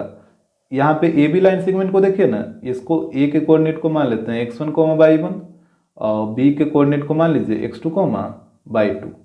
और यहाँ पे आपको पता चल गया कि ये मिड पॉइंट जैसे बीचों बीच में लाई कर रहा है, डेट मीन्स ये मिड पॉइंट है। तो सी पॉइंट का कोऑर्डिनेट निकाल लीजिए बाय मिड पॉइंट थ्योरम का यूज करके। तो यहाँ पे हो जाएगा कोऑर्डिनेट ऑफ सी। तो यहाँ पे बताइए मिड पॉइंट थ्योरम क्या होता है, x1 plus x2 by 2 y1 plus y2 by 2। तो यहाँ पे वैल्यू को अब पुट करना है। तो यहाँ पे देखिएगा x1 का वैल्यू, यहाँ पे देखिए x1 का वैल्यू a है और x2 का वैल्यू 0 है। तो यहाँ पे हो जाएगा a प्लस 0/2 फिर y1 प्लस y2। तो y1 का वैल्यू 0 और y2 का वैल्यू b। तो यहाँ पे हो जाएगा 0 प्लस b/2 इस तरीके से। तो यहाँ पे देखिए a प्लस 0 a, तो ये हो गया a/2 और 0 प्लस b b ही रहेगा, तो ये हो गया b/2। यानी सी पॉइंट का जो कोऑर्डिनेट आएगा वो आएगा a/2 b/2। तो यहाँ पे देखिए ऑप्शन, तो यहाँ पे ऑप्शन हो जाएगा बी। क्वेश्चन नंबर 58 यहाँ पे कह रहा है the coordinate of a point on x axis which lies on the perpendicular bisector of the line segment joining the points 7,6 and -3,4 are। यहाँ पे बोला कि एक पॉइंट का कोऑर्डिनेट बताइए, वो पॉइंट कहाँ पे है, तो एक्स एक्सिस पे है। इसके बाद बोला कि which lies on the, इसका मतलब क्या हुआ कि एक्स एक्सिस के बारे में बोल रहा है। एक्स एक्सिस कहाँ पे लाई कर रहा है, तो ये परपेंडिकुलर बाइसेक्टर पे लाई कर रहा है। और परपेंडिकुलर बाइसेक्टर किसका, तो ये दोनों पॉइंट को ज्वाइन करेगा तो जो लाइन सेगमेंट बनेगा उसी के परपेंडिकुलर बाइसेक्टर। जैसे देखिए कहने का मतलब हुआ कि ये दोनों पॉइंट को ज्वाइन करिएगा तो एक लाइन सेगमेंट बनेगा, और इस लाइन सेगमेंट के परपेंडिकुलर बाइसेक्टर पे एक्स एक्सिस लाई कर रहा है और उसी एक्स एक्सिस पे एक पॉइंट है, उस पॉइंट का कोऑर्डिनेट क्या होगा। जैसे इसको हम फिगर बनाएंगे ना तो आपको स्टेप बाय स्टेप समझ आ जाएगा। जैसे यहाँ पे आप एक्स एक्सिस और वाई एक्सिस ड्रा करिए, यहाँ पे हो जाएगा एक्स एक्स डैश वाई और वाई डैश। अब यहाँ पे देखिएगा एक पॉइंट है 7,6, यानी एक्स का वैल्यू 7 और वाई का वैल्यू 6। तो एक्स का वैल्यू 7 इधर कहीं पे होगा, यहाँ पे कहीं पे मान लीजिए, और वाई का वैल्यू 6 यहाँ कहीं पे। तो ये पॉइंट यहाँ पे आ जाएगा, आपको अप्रोक्स ले लेना है। तो ये वाला पॉइंट हो गया 7,6, इसको हम मान लेते हैं ए। फिर एक पॉइंट है -3,4, तो -3,4, तो एक्स का वैल्यू -3 और वाई का वैल्यू 4। तो यहाँ पे देखिए एक्स का वैल्यू -3 इधर आएगा और वाई का वैल्यू 4 इधर आएगा, इधर कहीं पे। तो मान लेते हैं -3 यहाँ पे है और 4 यहाँ पे है, तो ये वाला पॉइंट यहाँ पे कहीं पे आ जाएगा। तो ये वाला पॉइंट हो गया -3,4, और इसको क्या मानिएगा, इसको मान लेते हैं P। ठीक है, अब ये दोनों पॉइंट को ज्वाइन करिए, तो ये दोनों पॉइंट को ज्वाइन करेगा तो ये एक लाइन सेगमेंट बन गया। अब बोला कि इस लाइन सेगमेंट के परपेंडिकुलर बाइसेक्टर, यही बोला ना कि ये दोनों पॉइंट को ज्वाइन करेगा तो एक लाइन सेगमेंट बनेगा, और इस लाइन सेगमेंट के परपेंडिकुलर बाइसेक्टर पे एक्स एक्सिस लाई कर रहा है। तो पहले आप इस लाइन सेगमेंट जो पी ए है इसका आप परपेंडिकुलर बाइसेक्टर ड्रा करिए। तो इसका जब आप परपेंडिकुलर बाइसेक्टर ड्रा करिएगा तो ये बीचों बीच से होकर जाएगा कहीं से। जैसे मान लेते हैं ये पॉइंट है एग्जैक्टली बीच में, तो यहाँ से इसका एक परपेंडिकुलर बाइसेक्टर ड्रा करिए इस तरीके से। यहाँ पे ये 90 रहेगा और यहाँ पे डी मान लीजिए, कुछ भी मान लीजिए, अब बोला कि इस परपेंडिकुलर बाइसेक्टर पे एक्स एक्सिस लाई कर रहा है, तो देखिए तो ये परपेंडिकुलर बाइसेक्टर पे एक्स एक्सिस नहीं लाई कर रहा, ये जो एक्स एक्सिस आपको दिख रहा वो इसी लाइन पे है ना, यहाँ पे ये लाई कर रहा है ना। अब बोला कि एक्स एक्सिस पे एक पॉइंट है, एक्स एक्सिस पे एक पॉइंट है और उस पॉइंट का कोऑर्डिनेट बताइए। तो एक्स एक्सिस पे एक पॉइंट है तो वो पॉइंट वह यहीं पे रहेगा एक्स एक्सिस पे, और तो ये वाला पॉइंट मान लेते हैं पी, ये पी तो हो गया ना, यहाँ पे मान लीजिए एफ। और बताइए इस पॉइंट का कोऑर्डिनेट कितना हो जाएगा, ये पॉइंट एक्स एक्सिस पे लाई कर रहा है तो एक्स एक्सिस पे एक्स वाला एक्स रहेगा और वाई वाला 0 हो जाता है इस तरीके से। तो इसी पॉइंट का कोऑर्डिनेट आपको निकालना है, पॉइंट एफ का। जैसे देखिए इस फिगर को बाहर निकालिए तो आपको क्लियर समझ आएगा। जैसे ये कुछ इस तरीके से है, यहाँ पे है P, यहाँ पे है A, P का कोऑर्डिनेट है -3,4 और A का कोऑर्डिनेट है 7,6, और यहाँ पे इसका एक परपेंडिकुलर बाइसेक्टर है इस तरीके से, और यहाँ पे ये पॉइंट D है जहाँ पे ये कट किया है, और इसी परपेंडिकुलर बाइसेक्टर पे एक्स एक्सिस है इस तरीके से, ये वाला जो लाइन है वो है एक्स एक्सिस, और यहाँ पे एक्स एक्सिस पे एक पॉइंट लाई कर रहा है एफ, और एफ पॉइंट का कोऑर्डिनेट दे रखा है x,0। तो हमसे बोला कि इस पॉइंट का कोऑर्डिनेट क्या होगा।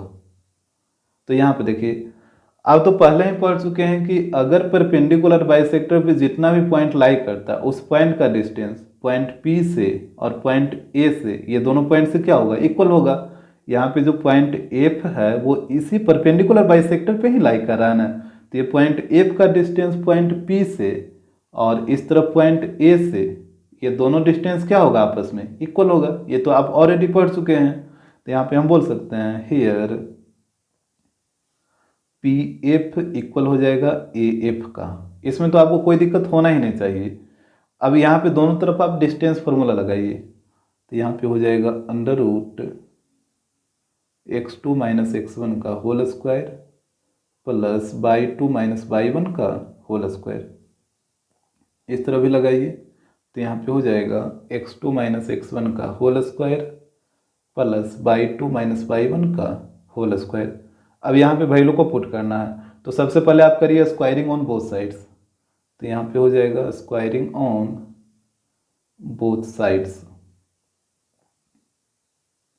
तो जब आप स्क्वायरिंग ऑन बोथ साइड करिएगा तो स्क्वायर से रूट खत्म हो जाएगा दोनों तरफ।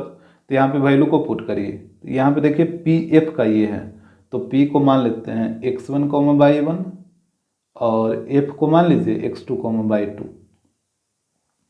अब यहाँ पे वैल्यू को रखिए, तो यह है x2 - x1, तो x2 का वैल्यू x और x1 का वैल्यू -3। तो यहाँ पे हो जाएगा x और x1 की जगह -3 रखिएगा तो ये +3 हो जाएगा ना का होल स्क्वायर। फिर अब y2 - y1, तो y2 का वैल्यू 0 और y1 का वैल्यू 4।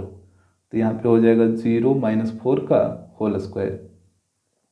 अब इस तरफ आइए, तो यहाँ पे है ये है ए एफ का, तो पहले यहाँ पे देखिए ए एफ, तो एक पॉइंट है x2 y2, तो एक को मानना होगा x1 y1।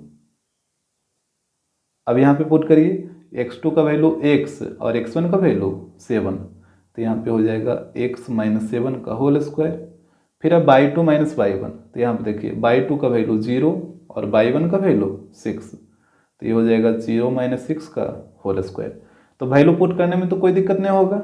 इसके बाद समझिए यहाँ पे इसको a + b के होल स्क्वायर पे तोड़िए, तो ये हो जाएगा a² + b² प्लस 2ab, तो यहाँ पे हो जाएगा 6x, और 0 - 4 और -4 का स्क्वायर करिए तो ये हो जाएगा 16। यहाँ पे भी इसको a - b के होल स्क्वायर पे तोड़िए, तो a² + b² -2ab, तो यहाँ पे आएगा -14x, और 0 - 6 और -6 का स्क्वायर करिएगा तो ये हो जाएगा 36। अब x² से x² कट जाएगा, तो यहाँ पे बच गया 6x, और दोनों को ऐड करिए 9 + 16 25, यहाँ पे हो जाएगा -14x, और यहाँ पे 49 और 36 को ऐड करिए तो ये हो जाएगा 85। यहाँ पे x वाला को एक तरफ ले आइए, तो यहाँ पे 6x है और ये इधर आके +14x हो जाएगा, और 25 को उधर ले जाके माइनस करिए तो 85 - 25। यहाँ पे ऐड करिए तो ये हो जाएगा 20x इक्वल टू, यहाँ पे घटाइए तो यहाँ पे ये हो जाएगा 60, तो यहाँ से काटिए 3 बार में तो x का वैल्यू आ जाएगा 3। तो हमसे पॉइंट के बारे में बोला था, तो मेरा पॉइंट था एफ एक्स कोमा 0, यही ना था, एफ एक्स कोमा 0 और x का वैल्यू आया 3, तो ये हो जाएगा 3 कोमा 0। तो यहाँ पे देखिए ऑप्शन, तो यहाँ पे ऑप्शन हो जाएगा बी। क्वेश्चन नंबर 59, यहाँ पे कह रहा है the length of a line segment joining A 2,-3 and B is 10 unit. यहाँ पे देखिए 2 पॉइंट है, एक पॉइंट ए है और एक पॉइंट बी है, दोनों पॉइंट को ज्वाइन करिएगा तो एक लाइन सेगमेंट बनेगा और उस लाइन सेगमेंट का लेंथ दे रखा है 10 यूनिट। तो यहाँ पे देखिए, यहाँ पे मान लेते हैं पॉइंट ए है और यहाँ पे मान लीजिए पॉइंट बी है, यहाँ पे दोनों को ज्वाइन करिए तो यहाँ पे एक लाइन सेगमेंट ए भी बन गया और इसका लेंथ दे रखा है 10 यूनिट, तो ये हो गया 10। और यहाँ पे पॉइंट ए का कोऑर्डिनेट था 2,-3, तो यहाँ पे इसको शो कर देते हैं, ये हो गया 2,-3। इसके बाद पढ़िए, यहाँ पे बोल रहा है if the abscissa of B is 10 unit, और जो एब्सिसिया है बी पॉइंट का वो कितना दे रखा है, 10 यूनिट दे रखा है। एब्सिसिया का मतलब एक्स वाला पॉइंट, तो यहाँ पे देखिए, यहाँ पे बी पॉइंट का जो एब्सिसिया यानी एक्स वाला जो कोऑर्डिनेट है वो दे रखा है 10, then its ordinate can be, ordinate का मतलब बाई वाला पॉइंट आपसे पूछा है और एब्सिसिया का मतलब एक्स वाला, तो एक्स वाला 10 दे रखा है और बाई वाला आपको निकालना है, तो यहाँ पे बाई वाला को बाई मान लीजिए। तो यहाँ पे लगाइए डिस्टेंस फार्मूला, यहाँ पे आपको दे रखा है ना ए बी इक्वल टू 10 दे रखा है, यहाँ पे इसको मान लीजिए x1, y1 और इसको मान लीजिए x2, y2। तो यहाँ पे लगाइए डिस्टेंस फार्मूला, तो ये हो जाएगा √x2 - x1 का whole square plus y2 - y1 का होल स्क्वायर इक्वल टू 10 हो जाएगा। अब आप करिए squaring on both sides, squaring on both sides. तो यहाँ पे देखिएगा, जब आप स्क्वायरिंग ऑन बोथ साइड करिएगा तो ये तो रूट खत्म हो जाएगा, तो यहाँ पे वैल्यू को पुट करिए, तो x2 - x1, तो x2 का वैल्यू 10 और x1 का वैल्यू 2 है ना, तो यहाँ पे हो जाएगा 10 - 2 का होल स्क्वायर।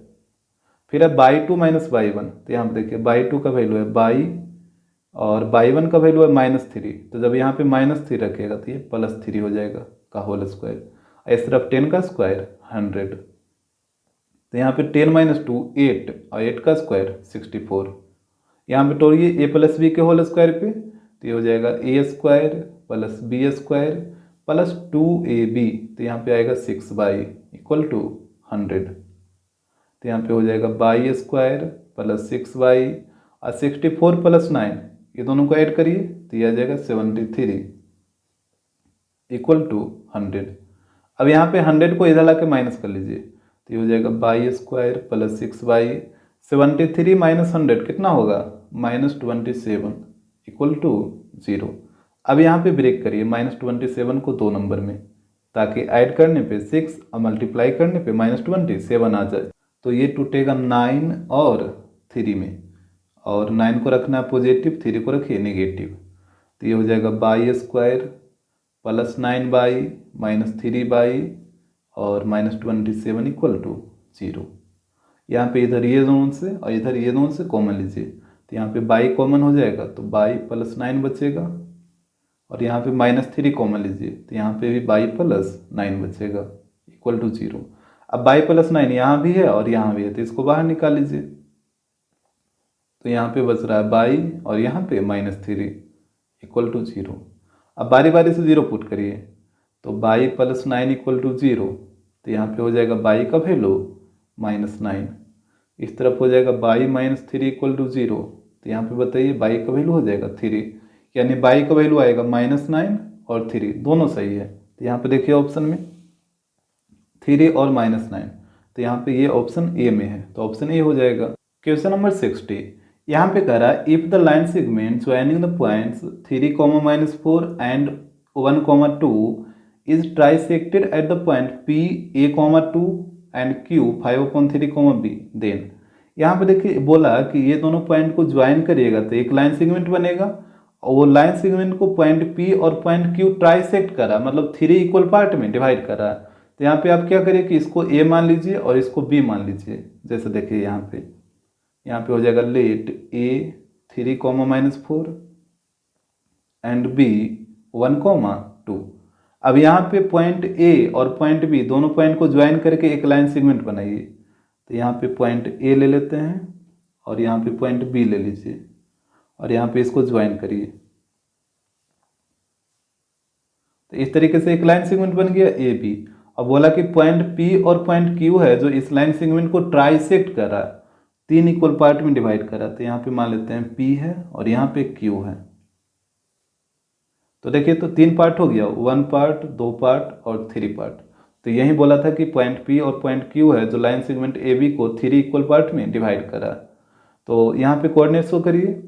ए पॉइंट का कोऑर्डिनेट है 3, बी पॉइंट का कोऑर्डिनेट है 1, 2 और पी पॉइंट का कोऑर्डिनेट दे रखा है a, -2 और क्यू पॉइंट का कोऑर्डिनेट है 5/3, b। इस तरीके से अब देखिए ट्राइसेक्ट का मतलब 3 इक्वल पार्ट ना, यानी तीनों पार्ट आपस में क्या है, इक्वल है। तो अगर आप इसको 1 मानिएगा तो ये भी 1 हो जाएगा, ये भी 1 हो जाएगा। अगर आप इसको 2 मानिएगा तो ये भी 2, ये भी 2, ये भी 2। अगर आप 3 मानिएगा तो सब 3 हो जाएगा। तो हम आपको सजेस्ट करेंगे कि आप छोटा नंबर मानिए, तो इसको आप 1 मानिए। तो ये भी 1 हो जाएगा और ये भी 1 हो जाएगा। आप 2 मानिए, 3 मानिए, 4 मानिए, उससे कोई फर्क नहीं पड़ेगा, आंसर वही आएगा। लेकिन हम सजेस्ट करेंगे कि हमेशा छोटा नंबर ही आप लेट करिएगा। तो यहाँ तक तो कोई दिक्कत नहीं होगा। हमसे बोला है ए और बी का वैल्यू क्या होगा। तो यहाँ पे देखिए पहले आप पी पॉइंट को लेके चलिए। जैसे यहाँ पे हम सेक्शन फॉर्मूला लगाएंगे कोऑर्डिनेट ऑफ ये पॉइंट पी के साथ। तो पी के इधर जितना भी है ये सारा का सारा हो जाएगा m1 और P के इस तरफ जितना है वो सारा का सारा हो जाएगा m2। ऐसा ही होता है ना। जैसे अगर आप P पॉइंट का कोऑर्डिनेट निकालिएगा तो P के इस तरफ वाला m1 और P के उस तरफ वाला सारा का सारा m2। और यहाँ पे m1 का वैल्यू बताइए कितना, m1 का वैल्यू 1 हो जाएगा और m2 का वैल्यू तो यहाँ से लेकर यहाँ तक 1 + 1 दैट मीन्स 2। तो m2 का वैल्यू हो जाएगा 2। इसको मान लीजिए x1, y1 और इसको मान लीजिए x2, y2। तो यहाँ पे लगाइए कोऑर्डिनेट ऑफ P।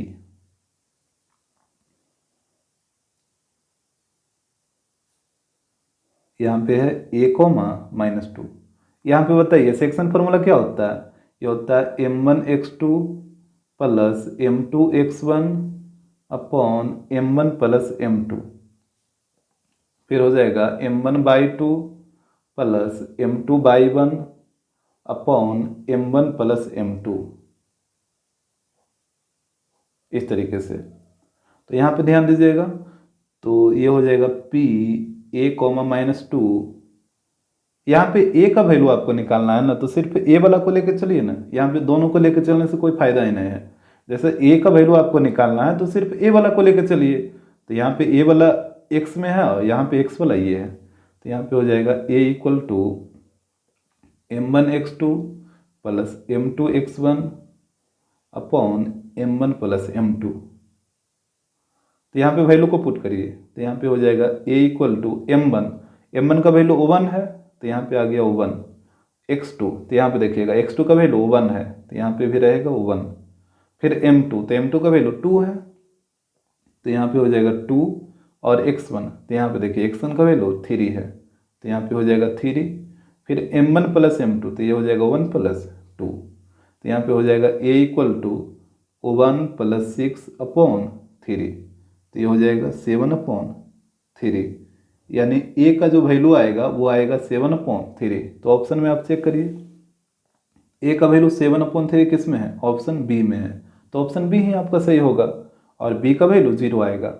लेकिन b का वैल्यू 0 कैसे आएगा वो भी आपको हम निकाल के दिखाएंगे। तो यहाँ पे देखिए, यहाँ पे फिर से इसको ड्रा कर लीजिए एक बार।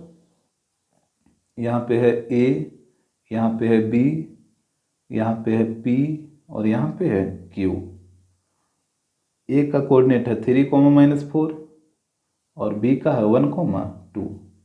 p का है a, -2 और यहाँ पे है 5/3, b।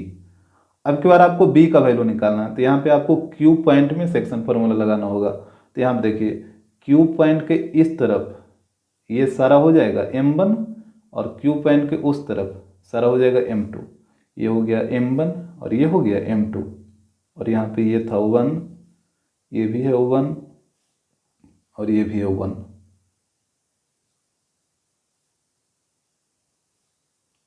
तो यहाँ पे बताइए m1 का वैल्यू कितना हो जाएगा, यहाँ से लेके यहाँ तक m1 है तो 1 + 1 2 हो जाएगा, यानी m1 का वैल्यू 2, और यहाँ से लेके यहाँ तक m2, डेट मीन्स m2 का वैल्यू 1 हो जाएगा। ये तो वहीं रहेगा x1, y1, और ये वाला x2, y2। तो यहाँ पे कोऑर्डिनेट ऑफ q निकालिए बाई सेक्शन फार्मूला, तो यहाँ पे हो जाएगा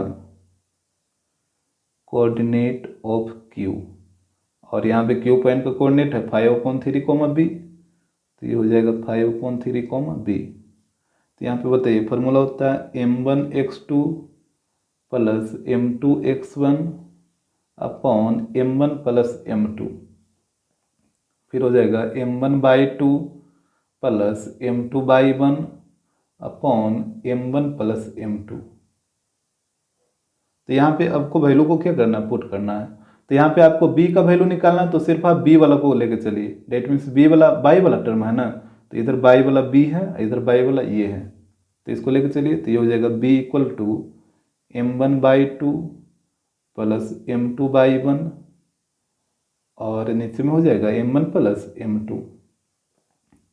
तो यहाँ पे हो जाएगा b = m1 का वैल्यू देखिए 2 है, तो यहाँ पे हो गया 2, और /2, तो /2 का वैल्यू भी 2 है, तो यहाँ पे भी 2 आएगा, प्लस m2 का वैल्यू 1 है, तो यहाँ पे 1, और /1 का वैल्यू यहाँ पे देखिए कितना है, -4 है ना, तो यहाँ पे हो जाएगा -4। फिर नीचे में है m1 + m2, तो दोनों को ऐड करिए, तो ये हो जाएगा 2 + 1, तो यहाँ पे हो जाएगा 4 - 4/3, तो ये हो जाएगा 0/3, डेट मीन 0, यानी b का वैल्यू आएगा 0।